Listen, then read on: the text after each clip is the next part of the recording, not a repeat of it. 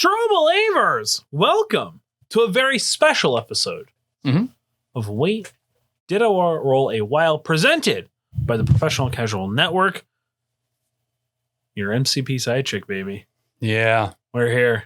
We're in your phone as manager. Yep. Accurate. We are. We know you're taking a poop right now. Yeah, the way when we blow up the phone, they can be like, my manager's trying to call me in. Don't answer it. Don't look at the messages. Then it'll show as red. It's a great scam. Your main hustle is never going to find out that you listen to us. And that's okay. House Party Protocol's never going to know. The Xavier protocols across the Bifrost, they're all better than us. But they don't have to know you listen to us too. We're way more limber than they are. You know what I mean? Way more casual. Yeah, we barely read the cards. Accurate. We are. Wait, did I roll a while? I, of course, am your guy who sits in this chair and did a little bit of research tonight. Jack. And I'm joined once again by the CEO, Editor-in-Chief, Supreme Ruler, and Reptilian Overlord, Tim. That is me. You are here. It's the gruesome twosome tonight. The gruesome twosome tonight. We, of course, do we want to pull back the curtain just a little bit, or are we going to leave it? We can. We are recording this early. We are. Tim has done a really awesome, sweet, and wonderful thing and invited everybody from the Professional Casual Network, except for me, on a wonderful camp retreat away. You all earned it. You worked super hard this entire year. You survived part 2, the COVID second wave and all that stuff. And you've done a great job. You've earned it. You guys deserve this getaway. And I'm so happy for you guys. You know what I'm saying? Yeah. Thank you so much for providing that. Honestly, Dan and Dandy need it. Yes. You know what I mean? Yep. You seen them lately? Yeah. To be perfectly fair, I'm regularly surprised they are not more tired of me. I'm at their house a lot. That's actually super fair. Yeah. Yep. You are in their studios. You know what I'm saying? Yeah. But this week, because we're freeballing here. Yeah. We're just shooting the giggles. Shooting the breeze. Yeah.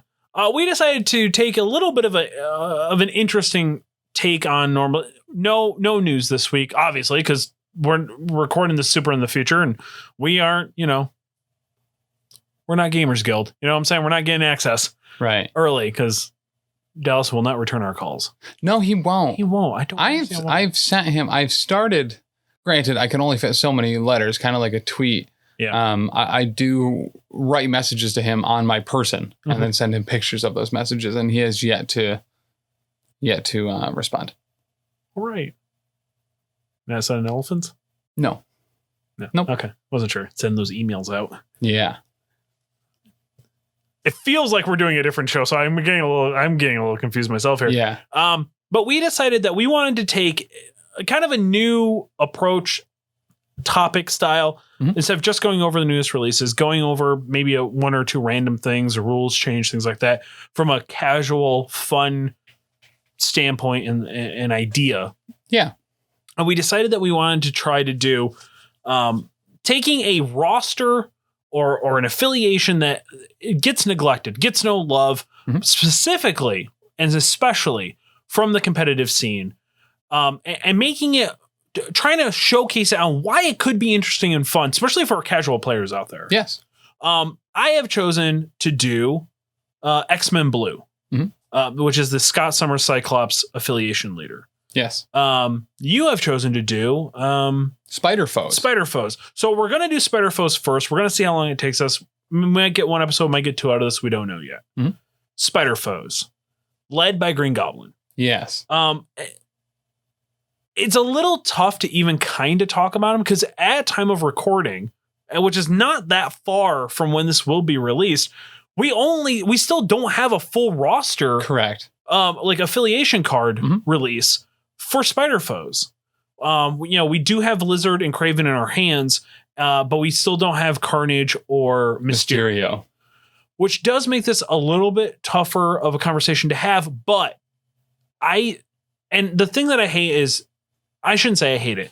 The thing that has been dictating this whole scenario and this whole thing is that casual players are not really getting a chance to play. Yes. All through COVID, the only thing that was dictating what was good and what was bad and what people were actually enjoying because games were getting played were the competitive scene, hyper competitive people who are only going to continually take the best stuff because they were playing on TTS, and only hardcore players want to play on TTS.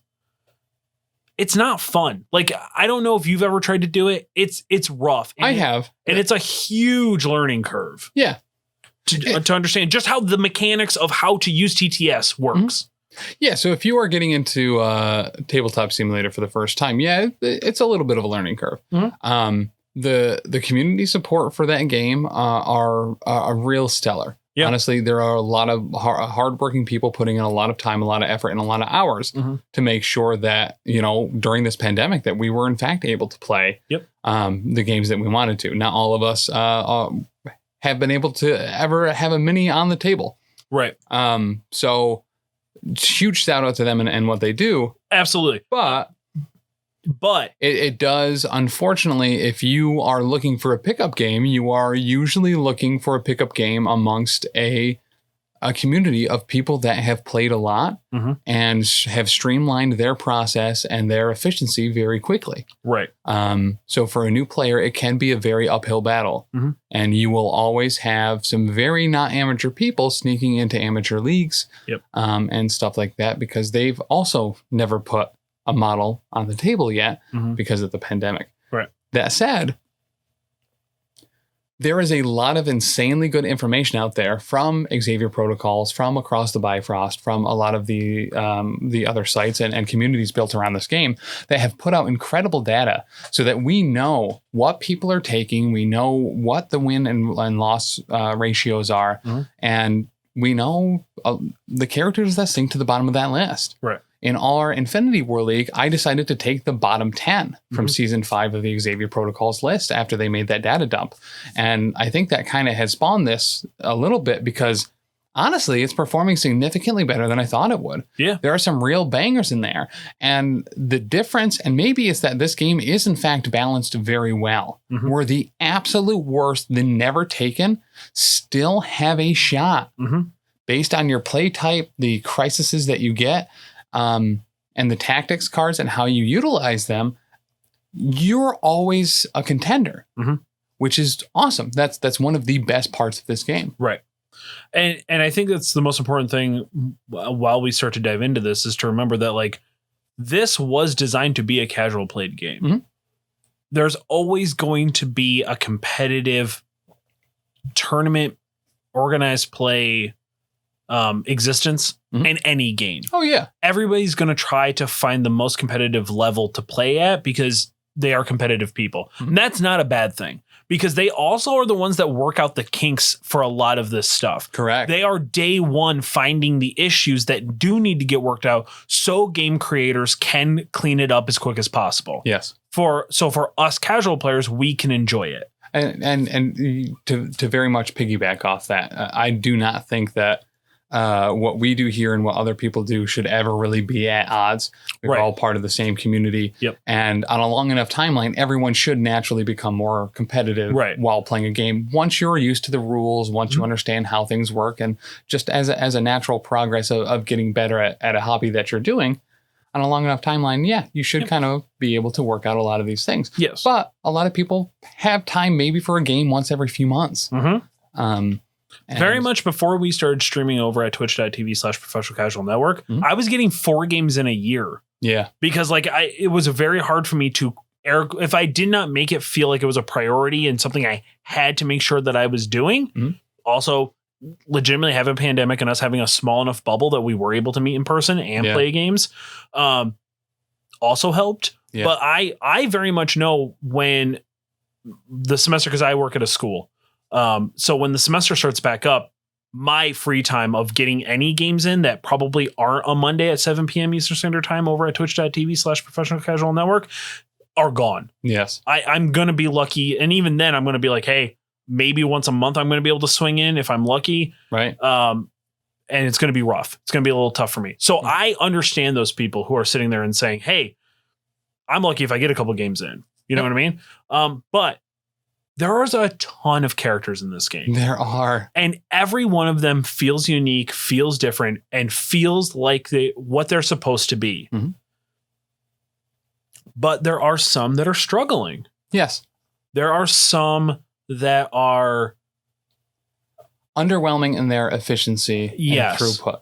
And the thing is like you want to play them, but there is a part of you that does think, I don't want to keep losing. Nobody wants to lose, right? So you do kind of start to look at things that are better, and you kind of take those things because you do want to win one or two. Yeah.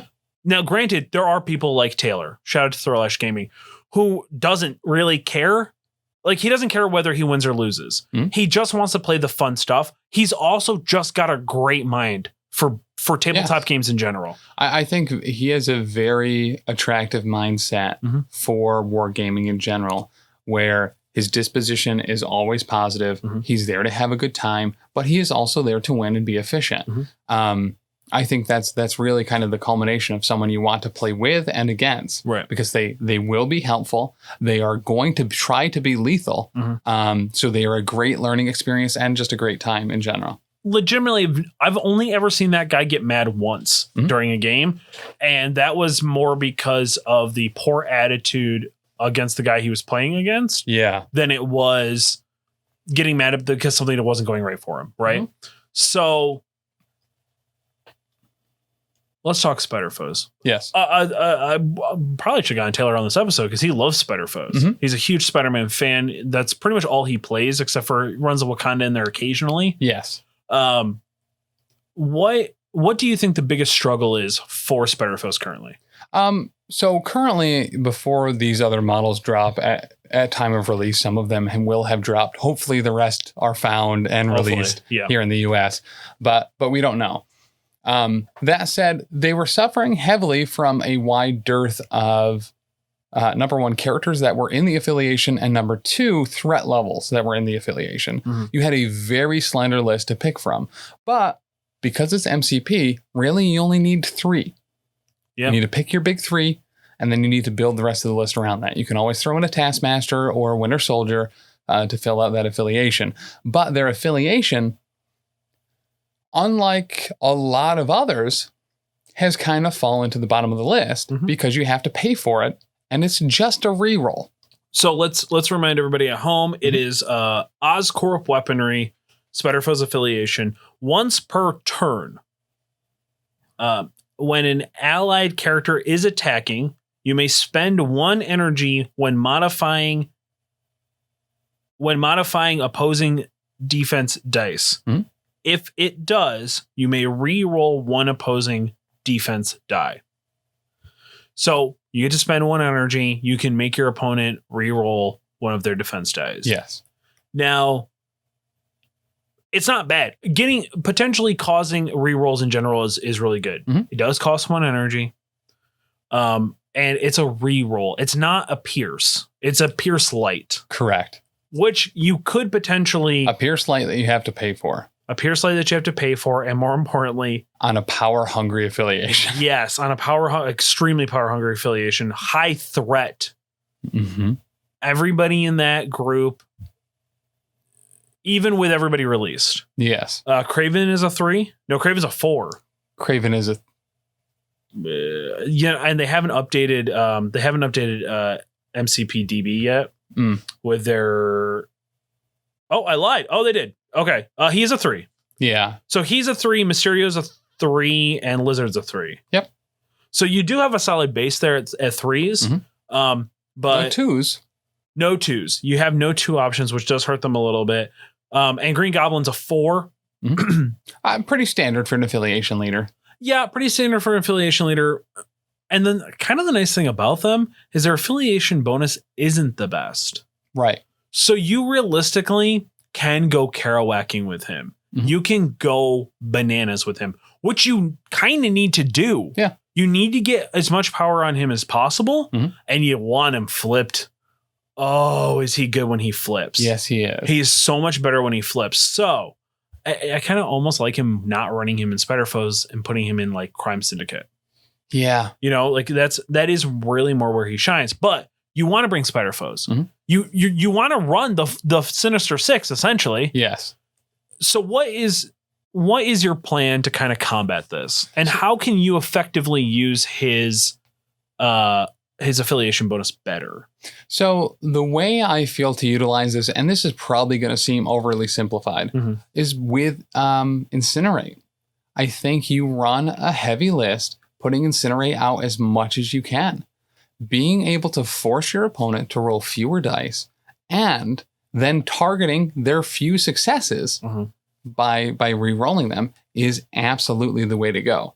I think Domino, Cable, while expensive, is very reliable to get that on there. And I'm probably going to get a lot of hate for saying this one, but Toad. I mean, he's a 2. He's a 2. It's 2 power to put Incinerate automatically on somebody. It is in melee range. It is at range 2. But you don't need Toad for other things. If you're going for a kill team here, you are trying to get their defense as low as possible and then precision targeting what successes they do get and hoping that the odds are in your favor for them to not roll another success. There's twice as many hits as there are blocks. It should work out. That said, characters like Punisher, Mystique, anyone with a rapid fire that can reliably gain power are going to be your go-tos. Yeah. To make sure that you have that at any time. All right. Also, Spider Foes, especially Green Goblin, synergizes very well, specifically with Punisher and Mystique. Being able to turn terrain into not something you're throwing, but to something you are blowing up at all times to just deal automatic damage. Yeah. Your goal should be lower the defenses, re-roll their successes, make sure your damage goes through, and then clustering people around terrain and blowing it up. A lot of people, from what I see, are really kind of utilizing bigger buildings. They're not putting a whole lot of scatter terrain on the map. You want scatter terrain. Yeah. You want it out there, and you want to be doing 2 flat damage for blowing up a garbage can next to She-Hulk. Yeah. Probably not She-Hulk specifically, but I mean, we see a lot of She-Hulk play on our channel specifically over at twitch.tv/professional casual network. I mean, she's real good. Yeah. She's a great threat, and she's a psychological piece. There's really not anything she's bad at, except for not killing all my dudes. So yeah, I think that said, it's an expensive affiliation, but if you are building a roster, I think the easy go-to is Cabal and Spider Foes or Criminal Syndicate and Spider Foes. I think you completely ignore that other side. You leave Kingpin in there just to have, and you build the other side X-Force.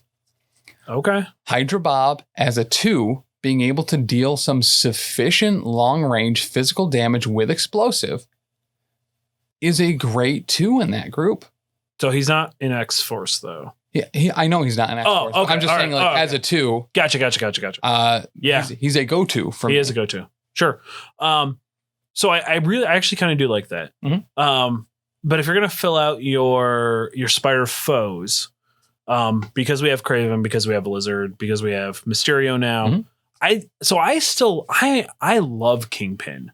I do too. And I like Kingpin over Venom, but I know Venom is maybe the better choice there.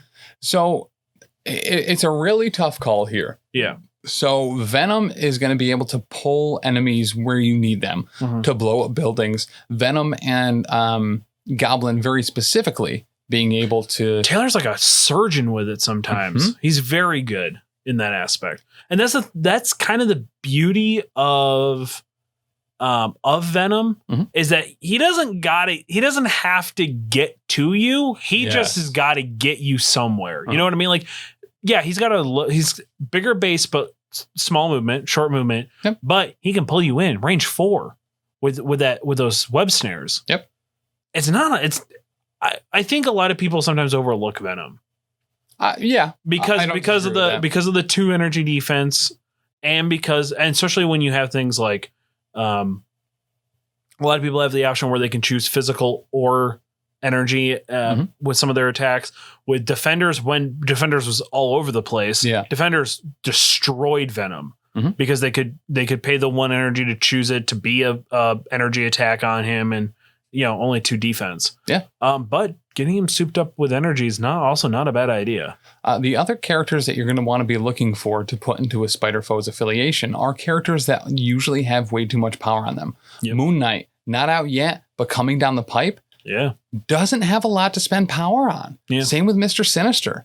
So those are going to be great characters that are usually, for the most part, going to be generating a pretty significant amount of power and don't really have a whole ton to use it on. Yeah. I feel the way to go with Spider Foes is to be re-rolling that die every single time. Yeah.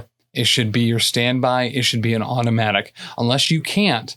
But in those situations, you want to be attacking as much as possible. This is a kill team. Right. Their affiliation is built to put people down quicker. And I think that their strong suit, while it is, you have to be brave to do it. Yep. But that's who you're going to want to run against A-Force. That's who you're going to want to run against X-Force. The people that are durable, that get the rerolls, they're either going to be super aggressive or super defensive. You're trying to put them down quickly. Yep. And that is what they're there for. They also have a lot of status effects and a lot of explosions. I think you lean into it. I think a lot of people, or at least in a lot of the play that I've seen, they're pretty cautious with Spider Foes. I think it's guns to the wall. And I think you go in a blazing. And I think when we have situations like Mysterio,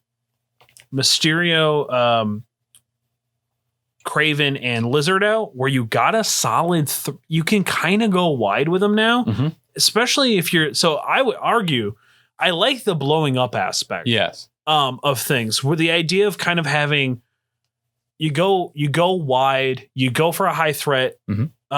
What crises are you looking at here? You going to try to push like Cosmic Invasion and get those higher threat level stuff?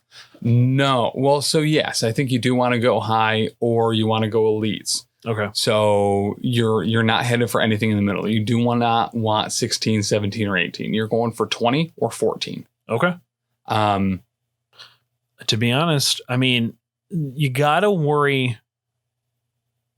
And this will play a little bit into my list too. But maybe you want to force herbs. I don't like movement mechanics with this team. But you're going to have to be going across because you just don't have a whole ton of access to longs. So this is what you do. You bait them. You get them convinced that they can get their herb, and then you just pound on them when they get it. Bait and switch. Make it sound like go up, walk them right into it. Let them get it, and then you pounds on, because you only score the points if you can get it back. I will say, so I think Kingpin almost gets replaced for me as soon as Lizard comes out. Yep. Mostly for the throw. But leaving that Kingpin, that Lizard, or even that Venom near Wakanda herbs, so that when someone gets over there, they're not getting over and back. Even if it's a Quicksilver, it's an Angela, they're only getting 2 there. Right. And then you are web lining them towards you. You are throwing them deeper into your backfield. And that's, I think, the bully move and what you honestly should be doing. Yeah. Because you only especially score if it's an Angela or something like that, where they put some serious points behind that. As soon as she's on your side, you're throwing her into the meat grinder, and you are just having a bunch of bad guys pummeling her. Yep. Craven is great for that. Craven, Mysterio, and is Carnage a 3-2 or is Carnage a 4? Carnage is... Hold on, I'll get the research team out of here. Gonna come up? Why is it now? Craven is another one where he doesn't have a whole lot to spend his power. He's a 4 threat. Okay. Yep.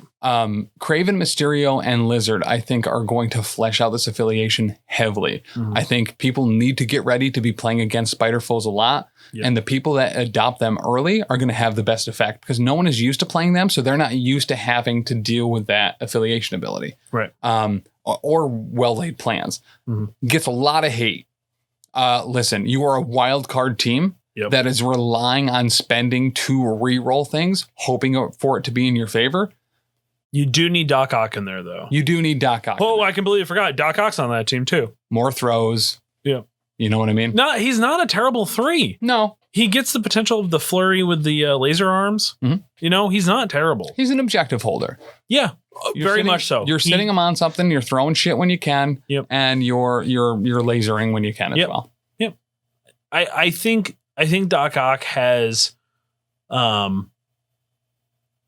core box syndrome, and that people are just like, they got tired of playing him. He doesn't have a ton. He's a great basic character. Yes.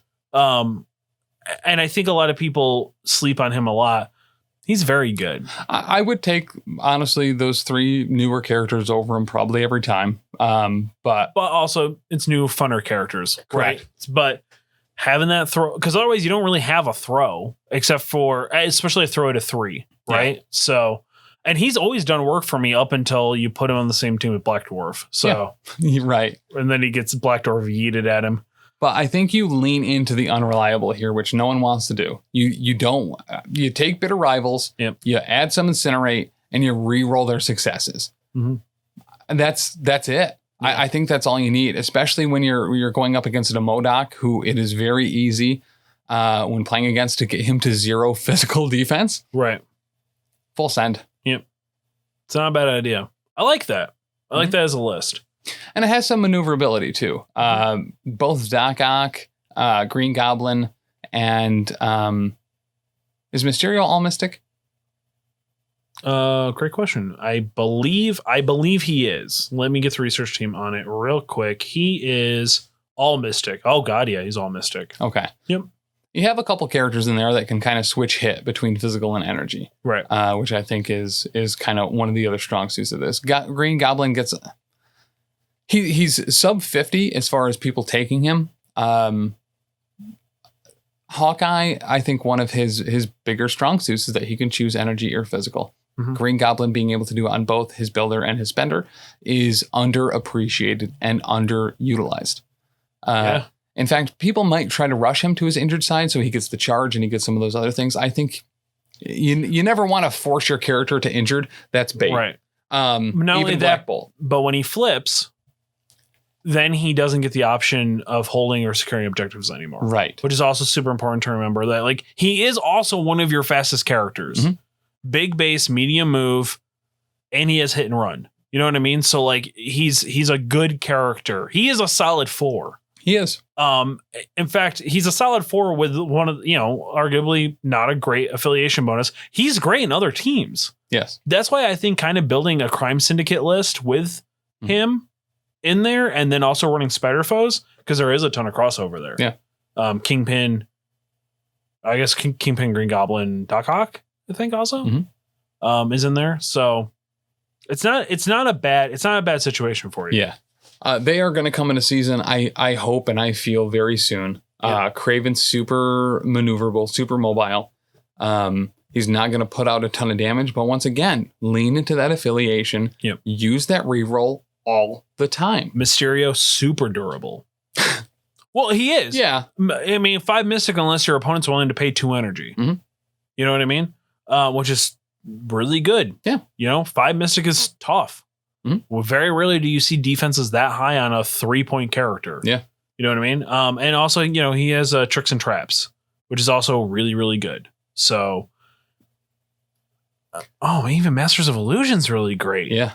Whenever a character rolls a die after the effect is resolved, you gain 1 energy if they rolled at least 1 blank. So he's producing energy for you to be able to cash it in to reduce their.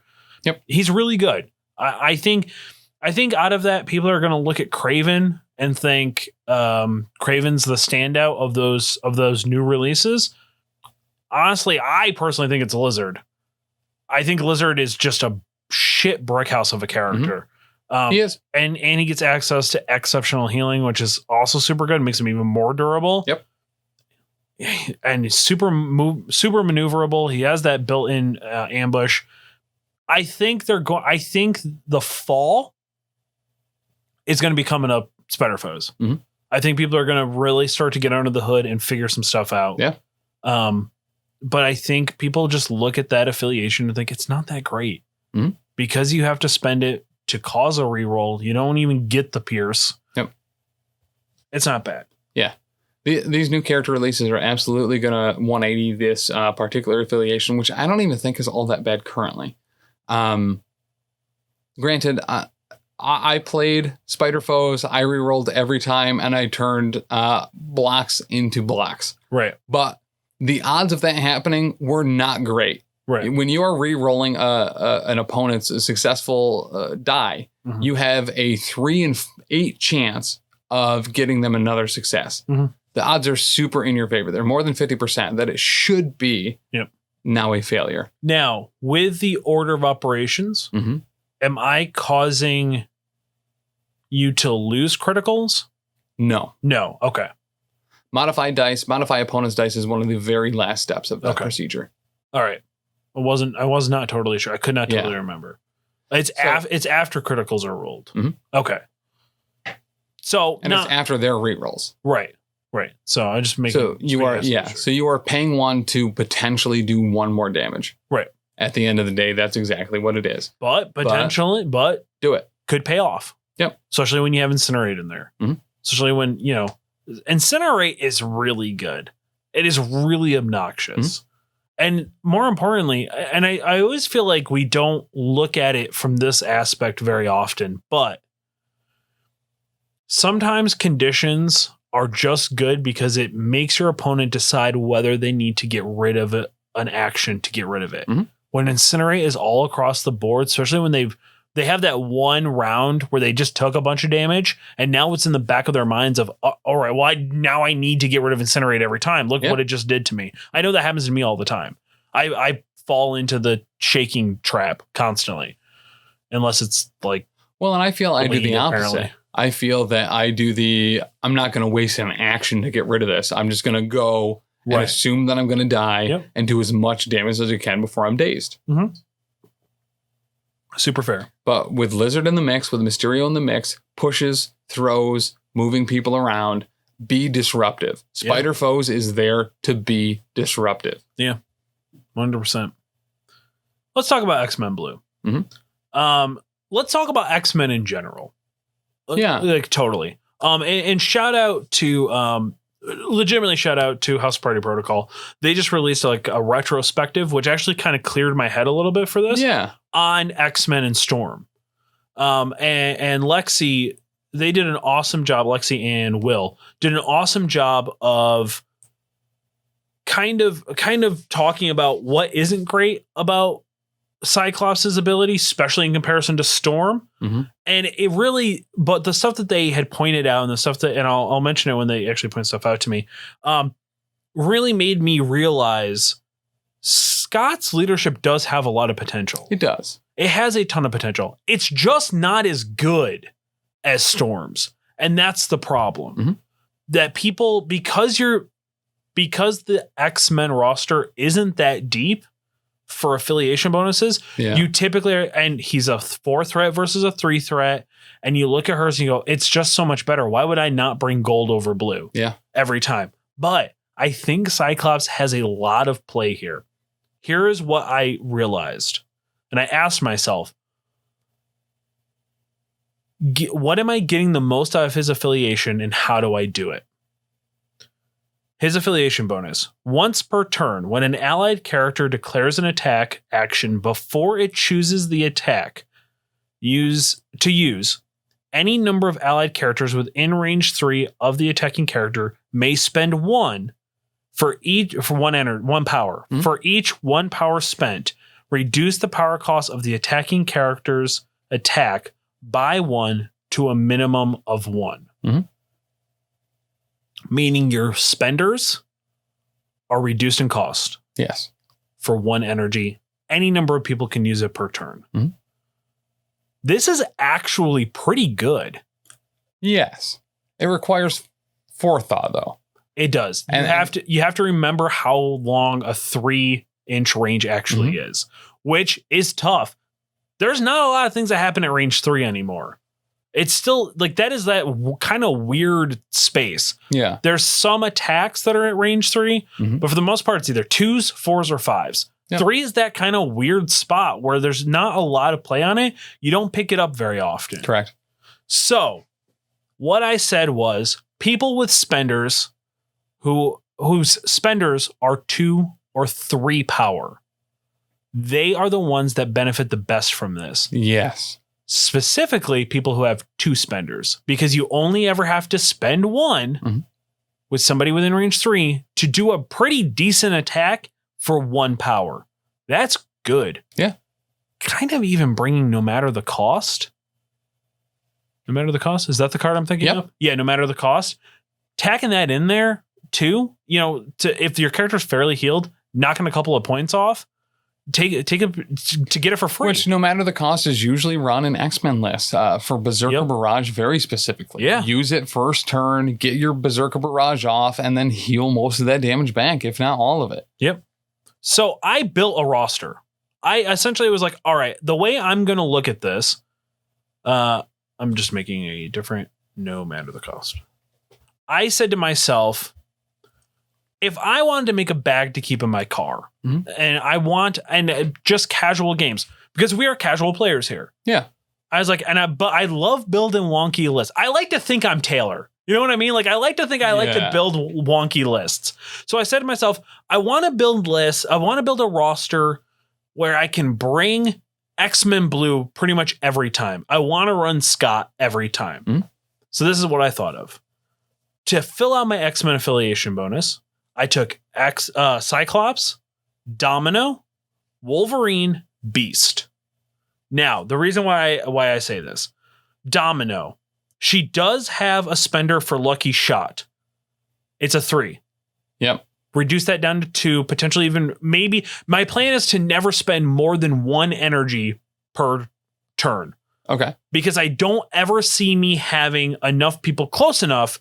Like I'll never have 2, but I'll always at least have 1 person within range 3. I think that is one of those things where with just a little bit of foresight, you can make sure you're doing that more reliably. Yep. Having a bruiser and a ranged on each flank, making sure that they are able to sack for the other one to be able to get their attacks off is stellar. Running Cyclops and Wolverine up a flank, making sure that number 1 Cyclops can move Wolverine to get into range quicker, can take a shot to get a little power so that Wolverine can Berserker Barrage more often is not awful. Right. But that's 8 points on one side of the table. You have to plan around it, and you got to be a little bit more strategic with it. Right. Now, I will say that the shining light that is Domino is Grenade Bounce, which is a 1 energy. So she doesn't benefit from that. However, Lucky Shot, when you need it, is very good. What does Lucky Shot do again? It is range 3, cost of 3, strength 6. It is an energy attack. When the target does not gain energy from damage dealt from this attack. So it shuts off their power. Yeah. And on a wild, it causes stun. Okay. Stun is solid. Stun is really good. And the fact that it's all over the place is also really good, right? I feel like we undervalue stun sometimes. Like here at the channel, we undervalue it. So it's one of those things where the times that stun comes in really handy on a Hulk, on a Cable, on someone that needs power that they want to get hit because they're power hungry. Having stun sucks. Yes, it does. It sucks so bad because it happens to me every time. Every time. And you always bring at least somebody who can do it. Yeah. You know what I mean? But with her probability manipulation, spending X to be able to re-roll any set of number of dice. Is that what she does? Yeah. Nope. It's turning skulls into crits. I'm sorry. You're right. I was reading the wrong one. Things tend to go my way. That's what I was thinking of. Right? Yep. Yeah, probability manipulation. After the character rolls attack, defense, or dodge dice before the resolve critical steps, it may spend any number of energy. For each one spent, the character may treat 1 skull as a critical, which is really good. Yeah. And then she, of course, has things tend to go my way when the character is attacking or defending. Enemy characters do not roll additional dice for critical results, which is also really, really good. She is super durable. Another reason why I think she's great in Spider Foes is that you can't crit. You're hopefully getting bitter rivals and incinerate off on people first, and you're re-rolling their successes. the probability of you being able to get all your damage through reliably with Domino on a Spider Foes affiliation is pretty cool. Right. And more importantly, her builder is rapid fire. So she's getting at least 2 energy a turn. Yep. If she can roll a wild for the rapid fire. Is it a wild or is it a hit? It is. It might be a hit. Usually it's a little rapid fires are a hit. I think it is a hit. It's honestly, it's a little hard to see just because this is not the best quality photo. Mm-hmm. But yeah, regardless, she potentially can produce, which means that she also, because she's so fast, she's going to be all over the board. She could potentially be the person that you pay, that pays it. You know what I mean? So going back to my roster. So those are my X-Men affiliations, X-Men specific affiliations to help me fill it out. Yeah. Except for Wolverine, now let's talk about Wolverine because he has Berserker Barrage 3 cost. Mm-hmm. Reducing that down to 2. It's not bad, especially when you have Domino backing him up. Mm-hmm. I think they are a great flank pair. They are a great flank pair. He's and you want a Berserker Barrage as much as possible. Mm-hmm. So I really like him in this particular list. Also, the fact, I mean, let's go back to Cyclops real quick. It's expensive, but Field Leader is really, really good. Yeah. It's a range 4 if you spend 3 energy. Choose another ally character within range 4. The character advances short. Short. Yeah, short. A character may only advance by this superpower once. It is 3, but it helps you close the gap if you need it. Yeah. It is really, really good. And of course, he has hit and run and quick draw in there too, which I do kind of feel like are traps sometimes. Mm-hmm. You do want to try to hit and run constantly. Yeah. But it is a bit of a trap at 2. So I think that's one of his main. That's what makes Cyclops good for me is the hit and run. Granted, you need to be doing damage to get the power here, but being able to move up, take a shot, and then round 2, reliably being able to potentially move someone, hit and run. You're getting effectively 3 actions. You're giving someone else a short move. Right. His throughput can be very high. He's just super reliant on actually getting some of that damage through. Right. So, and I will say this, the way that I was viewing Cyclops was not trying to fall into trying to hit and run every turn to spend 2, but instead trying to legitimately set it up to pay 2 energy to Optic Devastation at least every turn, if not every other turn. Yeah. That was my plan here. It's a beam 5, strength 7, and on a wild concussive force, target which isn't loses stellar 1 energy. Yeah. Like, I don't know. If you have somebody that has stun, it hurts them even more. If they're poisoned, hurts them even more. You know what I mean? Yeah.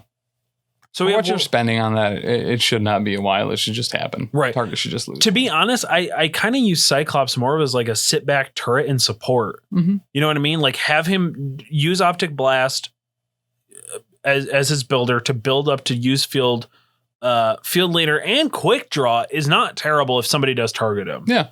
But it is a little different than what's his nuts Hawkeye's. Yeah. So it is different because Hawkeye just gets to make an attack back. His Quick Draw is when a character... It's ranged martial prowess. Yes, it is ranged martial prowess. Yep. As long as they're not within 2. Hawkeye's is not within 3, I think. Something like that. Yeah, something like that. So it is a little different. It is kind of nice that he can be that kind of like 2.5 range or just outside of 2. For sure. Which is really good. So then we're bringing Wolverine. Wolverine's your beat stick in this list. He's going to punch everybody. Kind of a requirement. Yep. Beast. So I took Beast because he's an easy 3. You know what I mean? Like if you're super maneuverable, and kind of a beat stick and durable. I mean, he has a 2 energy defense, but he has a 4 physical defense. Right. So he is a pretty solid switch out and super maneuverable with acrobatic strike, getting that ambush put in there. Yeah. Is really, really, really good. He does have a throw. He does. Or I'm sorry. He has a throw and he has a push on his other animalistic freestyle. He does have a push in there, which is not terrible. And he can advance on that too. So he is maneuverable. He is your mover. He is your ejector grabber in your opponent's back line, things like that. Wolverine has a throw, right? On one of his attacks? He... Or no? Yes, he does. He does. Oh, Berserker Barrage. Okay. Yep. may be thrown short. So yeah, that is an option. So I think Beast and Wolverine are a great pairing there in that. Especially if you're trying to make Cyclops use optic devastation. Yep. That's not what I would do with him. But if you have two people running around throwing people and setting up that beam. Yes. That's pretty good. If you need to do it, if you're playing gamma shelters, you know what I mean? If you have a situation where people need to be gathering up, having two characters to be able to throw to get them in line, to do if you want to do it, because again, you're having fun. You know what I mean? Like you're not trying to try hard. Yeah. Setting up an optic devastation for one energy could potentially be a lot of fun. It really could be. And especially now that I'm thinking about it, you have Wolverine and Beast both throwing dudes into dudes, clustering them up. They're all taking collision damage and dodge checks. Then all of a sudden there comes Cyclops with a just cranks it to full or rips it off, whatever. You know what I mean? So let's talk about the rest of this roster. Yeah. Steve Rogers, Captain America. Okay. And here's why. He's expensive. He's a 4. Yeah. But he gets shield slam for 1 if he's in another this team. throw. Yep. Another throw, size 2. Also really durable. Also, bodyguard. It is crazy to know. He is extremely durable at 443. He is a 4 threat. Now, granted, he's not an Okoye. I'll give you that. But the fact that he has a vibranium shield, the fact that he has bodyguard, the fact that when he flips, he gets I could do this all day. Yeah. He is actually, I have been overlooking Steve Rogers, Captain America for a while. Oh, he's solid. He is ridiculously solid, and I kind of like him in other areas. Now, the other important thing about this is, and why I brought him, and we'll get into it later, there's going to be a lot of crossover with Avengers here. With Wolverine, with Beast unlocking, with him. So, realistically speaking, if you wanted to mix it up, like let's say you're just like, I just don't want to run blue tonight. Maybe I'll just run Avengers. Right. You know? You have that option because here's the rest of the roster. And the last one you and I will talk about because I'm still up for debate on it. Vision. Vision is an expensive 4, but he's so good. He's going to be giving the power. Yes. Everybody following you don't really here. Synthesoid Avenger all that much, but being able to beam, sap, throw things for super cheap, one of the best, cheapest throws in the game. Yep. To line more people up. Makes a lot of sense. Makes a lot of sense. Plus he's got the sap, so he'll get energy on him. I had no intentions of taking Synthesize Avenger here, but turn 1, Synthesize, give him 2 extra energy so he can power. All right, 2 extra power, so he can just keep 1 in the pocket. You know what I mean? Like if he needs to send it off, he can send it. You know what I'm saying? I like having my ass handed to me by Vision in our league. Has made me realize just how good of a 4 he is, and how I do think you need to be bringing him more. And I definitely want to work him in. And the fact that he can do the phasing, he can change enhance density or phase. He's immune to bleed. He's immune to poison. He has flight. He is a shit brick house at 4. Being able to change he's a 4 mystic defense. He can change his physical or energy up to defense 5. And then if you do need to get a little energy on him, he's a 6'6".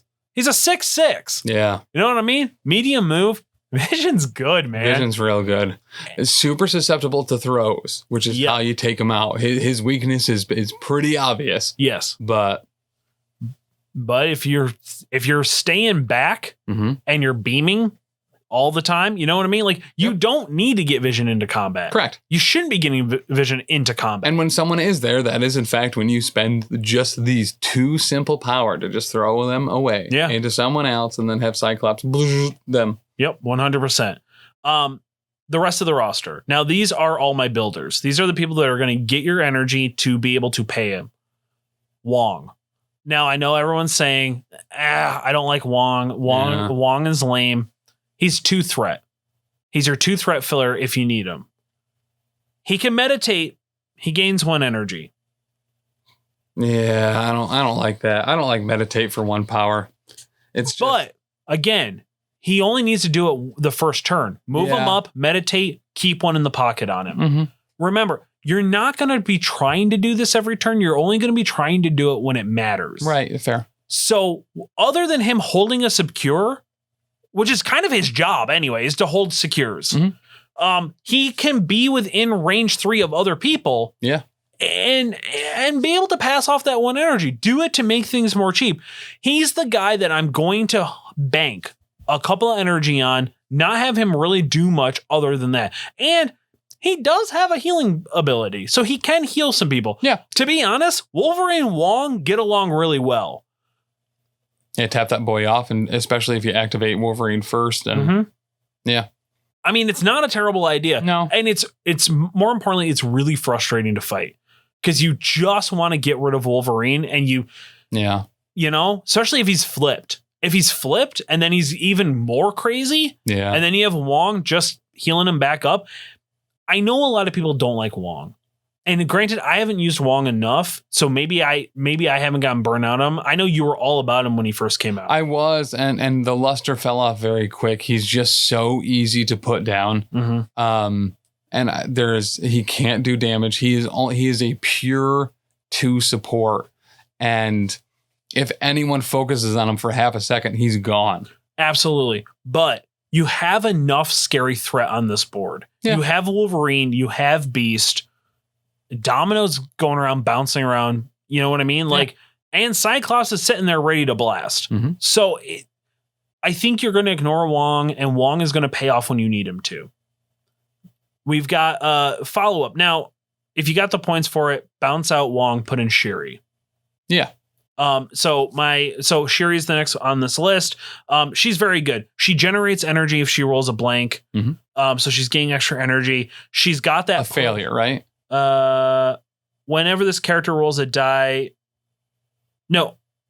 Oh yeah, a skull. What did I say? Blank. Oh, okay. I'm sorry. If she rolls a skull. She also has upgrades, which is really good for X amount. That's why I don't think that she's good as a battery, because she's going to be wanting to use upgrades on people. And that's kind of like her trade-off. I will agree with you on that. And maybe I do trade her out, but I do like that push in there on the Panther Gauntlets. Moon Knight. Sure. Moon Knight and Kraven. Yeah. 3 points, can do some damage, usually have a bunch of extra power on them. Good at a range, reliable builders. Yeah. I don't disagree with you. I don't disagree with you on that. But don't help either the affiliations you're trying to build. Right. Not necessarily help. And again, I'm building strictly off what I had sitting in front of me. Yeah. Fair. So like, I mean, granted, Cable would probably be really, really good in Scott Summers' X-Men as well. I don't have Cable, so I didn't play with that. Yeah. Which Cable possibly could be really good in Scott Summers in Blue. My second to last character is, hold on, I gotta change my page. One of my favorites. Bullseye. No, it's Lockjaw. Okay. And here's why. Sell me on this. All right. So who's a good boy? At the start of the character's activation, if there is another allied character within range 2 of him, he gains 3 energy, meaning he's got 4 energy when he activates. His teleport is an action and it only costs 2. Other than that, you teleport the character that you teleport Wolverine. He gets, now remember, choose this character or another allied character within range 3 and place them within range 3 of their current position. Wolverine getting launched range 3 is terrifying. Okay. But you still keep him within range 3 of Lockjaw, so when Wolverine then activates, he can Berserker Barrage for 2. Okay, so if you're saying that again, Lockjaw is there to slingshot other people and literally be there as a battery, making sure they can get off 1 power Berserker Barrages regularly every turn, potentially multiple times. Well, once per turn. He can only do it once per turn. Oh, gotcha. But if you're setting it up where you're running up Wong in there too, if Steve just happens to be if Vision happens to be sitting there, you know what I'm saying? Like, I like it, man. I like him in there. And you know me, I love my movement shenanigans. I like being able to move my characters not on their turn. Yeah. Also, there's nothing more terrifying. Can you imagine Dan just going, oh, I don't like this at all? Yeah. When you rocket Wolverine up range 3? Oh, baby, binky boy. Oh, I was very against it because I feel like Lockjaw is a trap because I see him do fucking nothing in our games. And now you say that, but you and I had a game where Lockjaw literally slingshotted Crossbones into your back line turn 1. Yes, he did. So like, I don't know, man. I've also seen Black Widow punch him in the face and then boot, scoop, finger guns, and moonwalk away with all of his objectives. But if you're putting an objective on him, if you are getting him, I love him as a bodyguard. I love him following, trailing directly behind someone, international or intergalactic bloodhounding people to make sure your targets are going down. And more importantly, it is 3 energy, but when you need it, he's got to throw. Mm-hmm. He can throw terrain, size 3, within range 2 of him, medium. Yep. So there's a throw in there. Now, granted, he's not throwing people, which is fine. And also, something that I constantly forget about, but interdimensional Bloodhound. Choose an enemy character. The allied character rolls one additional attack die when targeting the chosen character. Mm-hmm. I mean, that is pretty good for the turn that you need to get somebody off an objective. Like I said, I was against it at first, but as a mana battery, slingshotting your dudes up and making sure that they're rolling more dice. Mm-hmm. Yeah, okay, he fits here. Yeah, and I like him better than Shuri. Yeah, I like him better than Wong. For those premises. Yeah. Yep. Nope. I think he's a great choice. Also, and I will say this, the thing that makes him super broken, immune to poison. True. You know? Mm-hmm. So he's holding your Terrigen Mist Clouds, you know? Yep. 100%. Now my last character. And now that we've kind of talked about it, I kind of want to bump Shuri out. I'm not sold on her anymore. Yeah. So Valkyrie at a 3 threat. She gets 2 energy. Thing. Yeah. And she gets 2 power because she's Asgardian. Mm-hmm. So she's always going to be able to keep one in the pocket. Yep. Now, granted, I am not a Valkyrie person. As we all know, I can never get her to do anything. Same. Yep. But I also do like her if I want to run Avengers that one time. Mm-hmm. I like having a 1-point charge. Yeah. You know what I mean? Like a 1 power charge is really, really good. But she always has one in the pocket if she needs to pay somebody off, and she's got to throw. She can throw interactive character or terrain size 2. Yep. Short. Again, if we are running Avengers, that 1-point throw is really good. Yes. I kind of like the idea of bumping Shuri out. I still like Wong for the 2. For when I need that 2-point character, I do like him a lot better because he is a battery. He's literally just a battery. Mm-hmm. And everybody kind of just gets around him. In that particular slot, outside of the healing, I think Okoye's better. Because for that, if you're going to spend an action to get 1 stupid power, it might as well be Vibranium Spear, potentially doing some damage, which you get a reroll on for the Dora Milaje, and it's automatically generating an energy. Right. You know what I mean?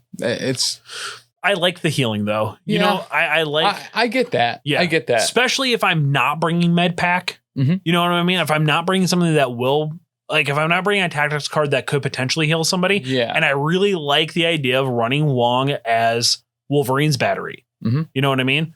And healing up. My 10th character. So we took Shuri out. We're going to put Valkyrie in. Mm-hmm. I like that. My last character. A personal favorite of mine. Bullseye. No, but close. Taskmaster. No, but close. Punisher. All right. Now, my experiences with Punisher is he's always got power on him. He's always got a crap ton of power that I can't seem to spend. Get ready for the comments to say Punisher should never have power on him. Because you're Black Ops moving him around, you're blowing stuff up, and you're aim shotting. Absolutely, you are. Guess what you can do with aim shot? Knock it down to it is a 2 energy. Yeah. A 1 if you have Lockjaw near him. Mm-hmm. Here's the thing: you don't have to spend ops training if you use Lockjaw's ability to teleport him 1 turn. Yeah. Get him into position where he needs to, which is better. It's a better choice. Every character we're talking about, Lockjaw just makes them better. Yeah. I love the idea of going blue with standardized bodyguards with people. Yeah. Someone to feed them energy. I think it's great. Yeah. So building this got me really excited about playing this. And I was not on board with playing X-Men. Yeah. And let's talk about that as a whole to begin with. X-Men came out during COVID. That hurt the playability of X-Men in general. Oh, for sure.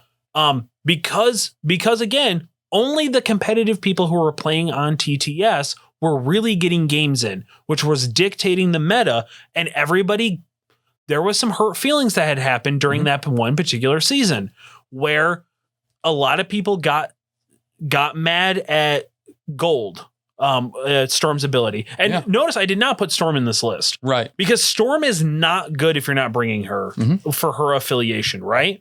And she doesn't benefit really from, I mean, her Hurricane Blast or whatever it is, it's 4. Sure. Yeah. She's got too many other things. She's weak. It's difficult to damage with her. It's not the shock's cool or whatever, but it's not she bad. has a throw, but once again, it's. But I don't care about shock with this list. Yeah. With this particular list, I don't care about it. Not saying that it's not good. It is actually, I think, very undervalued. Yeah. Being able to knock down a 4 builder down to a 3 builder really hurts 3 threat characters. Yeah. It kind of hurts. It does potentially hurt this list alone. So, but I love Punisher. Being able to aim shot for 2, potentially 1, especially when I'm taking a Wong. Here's the reason why I take Wong. Yeah. I feed him to people. He's going to get me a fallen token for sure. Yeah, that's true. You know what I mean? Like have him battery and then sacrifice him. Get me those tokens. He's already made up his points back. Yeah. Punisher loves Wong in that. Still, Okoye works better as a battery. In that particular situation. Agree. But if I'm bringing Punisher, I want Wong because I want you. Either Wong's going to heal and battery, or you're going to kill him and I'm going to get a token, so I can do a 10 dice aim shot for 1. Yeah. You know what I mean? Because like it's if dazed or KO'd, I get a fallen token, which means Wong is at least going to give me 2. And if I'm going to feed him to people, I'm going to get those early. Probably turn 2, turn 3, right? Right. At that point, I'm using Punisher with that aim shot to pick off your affiliation leader, things like that. Also, he does generate a ton of power. He gets an automatic rapid fire. He gets 2 energy for it right off the bat. Plus he gets 1 so he's sitting on 3. Now, I realize that our meta is very different. You guys have learned to stay 1 inch away from terrain. Yeah. I don't know if you guys are doing it on purpose or if you guys are doing it intentionally to have me not be able to use Warzone. But in a lot of cases, Warzone is a trap. You're trying to keep that 3 energy on him. Right. To blow something up that you guys are not being able to be within range 1. It's because we're not good at making sure that we're getting cover for terrain rules. So we should be closer to terrain. Sure. It should be easier to get Warzone off, but we're bad. But also in that instance, if you know Warzone is out there, I probably would also maybe not get close to it. You know what I mean? I don't need a garbage can causing me 2 damage, right? Like if let's say you and I are going up again, you're bringing that Spider-Foes list, I'm bringing this X-Men list, and you're bringing Punisher, Mystique, and Goblin. There's no way in hell I'm getting near anything, especially 1 or 2, size 1s or 2s, right? For sure, I'm not doing it. I really like this. I might pack this bag and I might bring it to stream a couple of times because I really do want to play around with it. I'm even interested in running Beast because of this. And I hate Beast. You know what I mean? Like I'm not a Beast guy. I love the idea of a couple 3s in there that have the ability to do some damage, have charges, have acrobatic strikes. They have ambush. They can move around a little bit and they have throws. I like it. I like this list a lot. A lot more than I thought I was gonna. So I really, really like it. And I really like where I'm kind of going with it and stuff like that. Just making some changes. There we go. Now let's talk tactics cards. You get to bring 8 Children of the Atom. Super, super good. For sure. Yep. There's no reason why regardless of who you're running, the fact that you get to shake a condition and is it get an energy? I think you get an energy. Let me double check just to make absolutely sure. Children of the Atom. Oh, gotcha. Yeah, I think you get a power for each one that you remove, each special condition. I believe so, yes. Yep. An uncanny X-Men character may play this card, remove all special conditions from this character, gains 1 energy for each special condition. 1 power. I'm sorry, 1 power, 1 energy. You guys love throwing conditions on people. Yeah. This is really good. This is just a solid card. There's no reason why you shouldn't take it. Anti-stagger, you know? Yeah. Yep. And if you're running a super heavy X-Men list, where you have all 4, maybe you have Cyclops, Domino, Wolverine, Beast sitting on your team. Mm-hmm. First class is a non. There's no reason why you shouldn't be taking first class. Right. Being able to secure or pick something up for no energy. Yeah. Also super benefits Scott's team because it means you're not burning your first energy to pick up an objective. Yep. It's a great card. To me, my X-Men, I'm also taking because I love my movement shenanigans.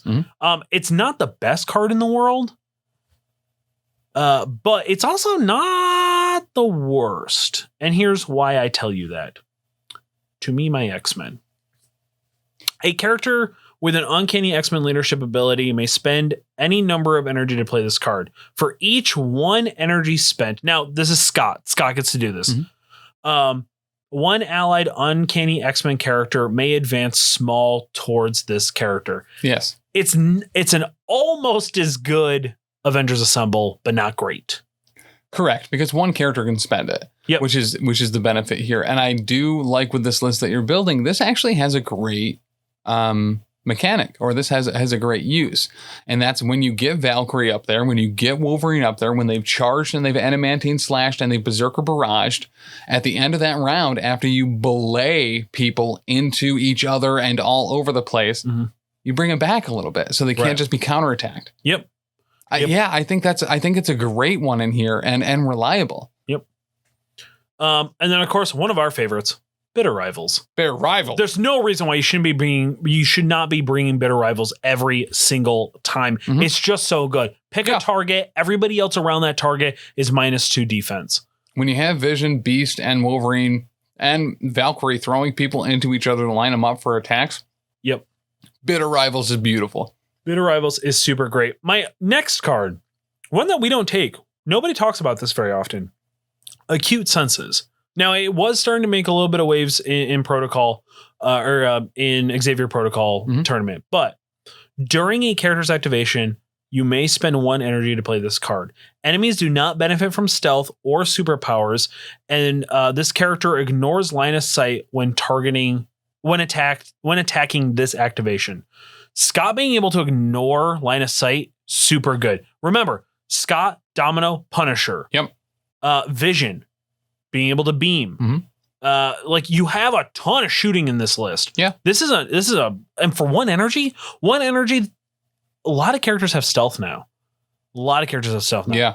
This hurts Miles. This hurts Black Widow. This hurts a lot of characters, especially the new stuff that's coming out. Yeah. There's a lot of stealth coming down the pipe. Yep. For sure. Yeah. And just being able, because Blade's most likely going to have it. Moon Knight definitely has it. Yep. Yeah. It's crazy. It's crazy not to play this. And the fact that it's better than Marked for Death, in my opinion, because you don't need 2 characters. They both don't need to spend it. And you're pretty much getting the same amount of benefits. Yeah. They have different uses for sure. One's an aggressive, one's a target. One is I'm putting on somebody so they can do stuff. The other one is I'm focus firing this person. Right. So right. 100%. Right. But enemy, I mean, and more importantly, 2 sides of the same coin, I guess, is what I'm trying to say. For one energy, enemies do not benefit from stealth superpower. Yeah. That's everybody he targets for those 2 turns versus paying 1 energy each. So a total of 2 to target 1 character to just lose stealth. I like this a lot better for 1 energy than I do Marked for Death. Personally, that's just me. I like putting it on, again, I like putting it on Scott. And having him snipe people. I love putting it on Punisher. Yeah. Oh, putting it on Punisher is great. Yeah, aim shotting whatever the hell you want. Yep. For 1? Cashing in my tokens? Heck yeah, bud. Med Pack. If I'm not going to bring Wong, Med Pack's pretty solid of a case. Brace for Impact is always... Yeah, you have to. Especially here. Yep. And then my last one, originally I had Avengers Assemble in here. Because it's like, all right, the one time I'm going to bring Avengers... It's not bad to have. I don't think it's a wasted slot. No. However, I did take it out, put in no matter the cost. Okay. Being able to potentially Berserker Barrage. Wolverine's in your party. You need it. Yep. 100%. Yep. Being able to Berserker Barrage for free, essentially. You reduce it down, you Berserker Barrage he takes the 1 damage, and then up to 3. And then he heals it back. Right. But if you have 1, if not 2 people paying him to reduce it to 1, right, then he takes the 1 damage, and then at the end of the turn, he heal factors. He got to Berserker Barrage for free. Yeah. It's not a bad idea. No. I really like it. I asked House Party Protocol for some help on some crises. Shout out to Wargaming Dad. He threw some ideas. Love that guy. Yeah, I love that. He's super good. He keeps us sane, mainly. Throw it down in the comments below. Tell me what other crises you would bring with this. Cosmic Invasion, Infinity Formula, Cube Fragments. Those were the kind of the biggest. Cube Fragments picks. makes a lot of sense. Yep. For the extra power. Hammers is great is there it too. That one, or is it Serum that gives you the extra power when you're holding it? Maybe it's Serum. I honestly I don't know off the top of my head. But Hammers is really good in there too. Mm-hmm. Hammers isn't bad. I even asked, I was like, hey, what about herbs? It is a fairly mobile list, especially if I'm slingshotting people with Lockjaw and Cyclops. Yeah. And you have charges with Valk and, so getting it and running it back is a possibility. Mm-hmm. However, this is also a great list to bait with. Make them drop their defenses, being like, all right, I mean, he left it open. I'm going to go get that. I'm going to go get my herb and try to run it back. And that's when you slingshot everybody to cut off the runner and then just beat stick their face into the ground. Yep. I hadn't thought about that until I popped in and shout out to House Party Protocol's Discord. They're super solid. Yeah. It's what I hope our Discord will be one day. Just a constant talking about MCP in our chat. Head over to patreon.com/professionalcasual. Little as $1 get access to our Discord, which is popping. It's a popping Discord. It really is. And MCP, it's only getting better. Mm-hmm. So that's my list. That's what I came up with. I like it. I didn't think I was I hated it at first, and then as you explain things, especially Lockjaw, listen, I like it. All right. You gonna run it? I absolutely would run it. All right. Maybe go with me on this. Mm-hmm. 1 week I run this, you run your spider foes. Sure. A month from now or after that or whatever, it's our turn again. We switch. Okay. And like you build the roster. I built this roster, you built your roster, and then we pick and figure out what we like from each other's rosters and play off that. I think would be really interesting over at twitch.tv/professional casual network. Yeah, for sure. Every Monday at 7 p.m. Eastern Standard Time. True believers. Let us know in the comments what you think. This has been a different episode. Yeah. This is it's still casual. I still call it casual because I mean, yes, we are typically a sit and talk. Because we're trying to run X-Men Blue and Spider Foes. Yeah, well, 100%. I mean, and we are not sitting here trying to do Math Hammer. No. You know what I mean? Like, we are trying to figure out how to use these characters effectively. And there are other people that do that. You know what I mean? We love those guys, and all of them. And we follow them and around their Discords. I mean, we take jabs at them because we're just those guys. You know what I mean? Like we are your MCP side chick. You know what I mean? But like at the same time, like I give to Fury's Finest. I give to their Patreon and I give to House Party Protocols. And when I have questions, when I have roster questions, I'm jumping into House Party Protocol. I love everything that they do over at Fury's Finest. I think they're doing an amazing job over there. So. And Across the Bifrost is just, they're the kings. Yeah. And Gamers Guild, Nate, I mean, he's on all the podcasts. He has a great YouTube if you just want to get some good ideas on stuff. Mm-hmm. So, I mean, we joke here, but we actually do appreciate and admire what those guys are doing. Yeah. And gals and days. Mm-hmm. All of them. That being said, Tim, anything else? Yeah. So, Phantom X? Yeah. Just that. Just Phantom X? Mm-hmm. Arcade? Yeah. I still love the idea of an entire affiliation that's arcade and then like constructs make up the rest of his team. Yeah. Like just traps and things like that make up the rest of his team. I think we've said it before, but Dakin and Ares, I would like to see. More and more Hercules. I'd love to have a Hercules. I kind of like all the gods at this point. Mhm. You know what I mean? Like Hercules, just the bromance between Hercules and Thor would be so much fun. Good old Mobius and Mobius. What if go with man this? Mhm. Regular Mobius. You flip him. He gets a jet ski? A jet ski. And then he gets a long movement. Yeah. You know? We haven't seen that yet. We have not seen a situation where a character's like movement changes. Like he becomes faster or slower when he flips. Mhm. That would kind of be interesting to see. I could see it, especially if we get some Armor Wars stuff. A character losing flight and then going to short after flipping to injured. Something along those lines. But like hunkers down is able to like do more damage, right? Yeah. Like they're Iron Man on the front, but when they flip, they get to be a better War Machine or something to that extent. Yeah. I could see that. That'd be actually be kind of dope. Yeah. Give us Dr. Doom. Yeah, for real. You know, like, come on. Yeah. We've waited long enough. Purple Man. Come on. Yeah. Sword Man. Radioactive Man. Yeah, I love all the other Radioactive people Man. that sound like Mega Man 3 villains. Yeah, super fair. You want your Thunderbolts, I know. Yeah, I do. It's killing you on the I inside. do. I listen, man.